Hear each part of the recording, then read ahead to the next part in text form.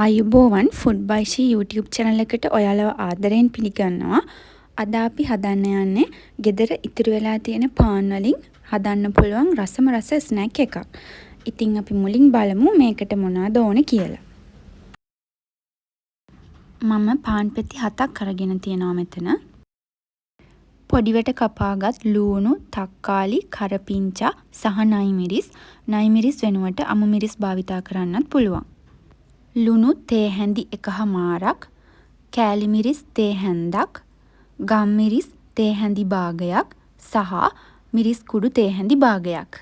හාල් පිටි මේස හැඳි 2ක්, පාන් පොඟවා ගැනීම සඳහා වතුර, පොල් තෙල් මේස හැඳි 4ක් හෝ 5ක්. දැන් අපි මේ වගේ පාන් පෙත්ත බැගින් අරගෙන වතුරේ පොඟවලා ඒ වතුර ටික මිරිකලා වෙනම භාජනයකට දාගන්න ඕනේ. පාන් පෙත්ත ගොඩක් වෙලා වතුරේ පෙඟෙන්න දෙන්න එපා. එහෙම වුණොත් පාන් පෙත්ත කෑලි වලට කැඩෙන්න බලනවා.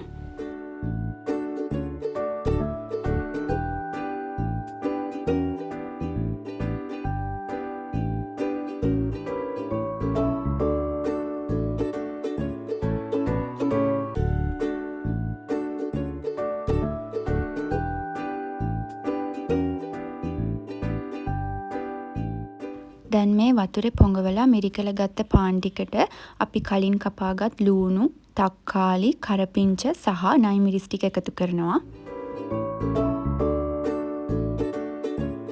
දැන් අපි ඒකට ලුණු, මිරිස් කෑලි, ගම් මිරිස් කුඩු සහ මිරිස් කුඩු එකතු කරනවා. දැන් අපි හාල් පිටි ටික එකතු කරනවා. ඊට පස්සේ අපි අතින් මේ ටික හොඳට මිශ්‍ර කරගන්නවා. මේ පාන් ටික පොඩි කෑලි වලට කැඩිලා ලූණු, තක්කාලි සහ අනිකුත් අපි දාපු ස්පයිසස් එක හොඳින් මිශ්‍ර වෙනකන්.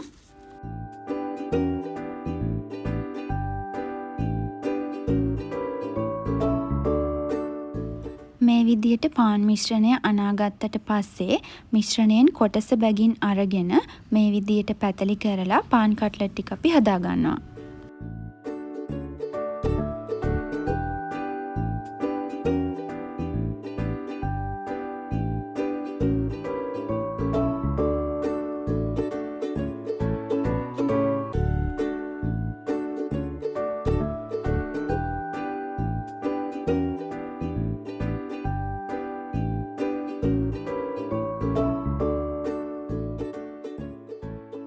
මේ තියෙන්නේ අපි හදාගනිපු කට්ලට් ටික. දැන් අපි පෑන් එකක් ලිපේ තියාගෙන ඒකට තෙල් මේස හැඳි 4ක් 5ක් දාලා මේ තෙල් ටික හොඳින් රත් වුණාට පස්සේ අපේ බ්‍රෙඩ් කට්ලට් ටික බෙද ගන්නවා.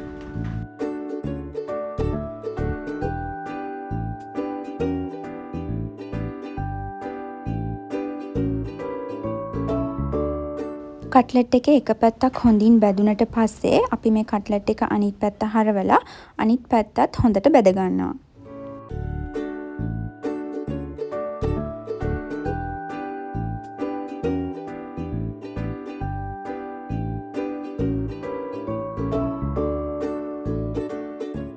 අපේ මේ බ්‍රෙඩ් කට්ලට් එක හොඳින් රන්වන් පාට වෙලා බැදෙනකන් මේ විදියට අනිත් පැත්ත මේ පැත්ත හරවමින් බැද ගන්න ඕනේ. දැන් හොඳට බැදුන බ්‍රෙඩ් කට්ලට් ටික අපි පේපර් ටවල් එකක් උඩින් තියාගන්නවා.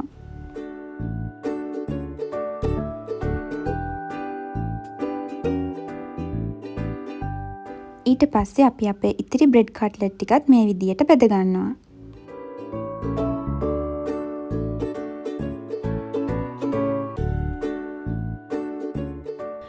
ඉතින් මේ තියෙන්නේ අපි ගෙදර ඉතිරි වෙලා තිබුණ පාන් වලින් ඉතාමත් පහසුවෙන් ඒ වගේම ඉක්මනින් හදාගත්ත බ්‍රෙඩ් කට්ලට් ටික. මේ වගේ කෑමක් තේ වෙලාවට නම් ගොඩක් හොඳයි. ඉතින් ඔයාලත් ගෙදර ඉතිරි වෙලා තියෙන පාන් තියෙනවා නම් හදලා බලන්න මේ බ්‍රෙඩ් කට්ලට්. ඉතින් ආයෙත් දවසක තවත් රසවත් වීඩියෝ එකකින් හමු වෙනකන් ඔයාලට සුබ දවසක්.